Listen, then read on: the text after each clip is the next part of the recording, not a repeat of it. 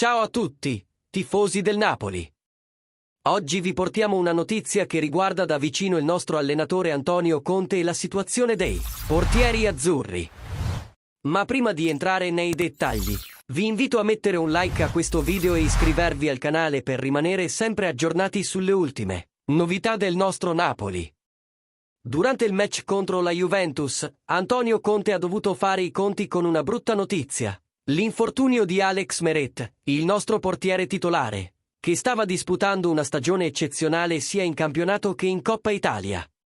Secondo le ultime indiscrezioni, Meret potrebbe restare fuori dai campi per circa 30 a 40 giorni, un'assenza pesante che priverà il Napoli di uno dei suoi uomini migliori per le prossime partite. Tuttavia, c'è una nota positiva in questa storia.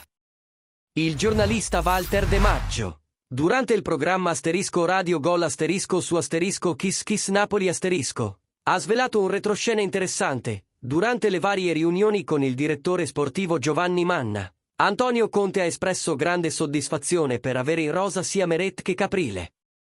Il mister aveva chiarito che voleva che entrambi restassero a Napoli, e così è stato. Caprile, dunque, avrà ora l'opportunità di dimostrare il suo valore, mentre Meret si riprende dall'infortunio.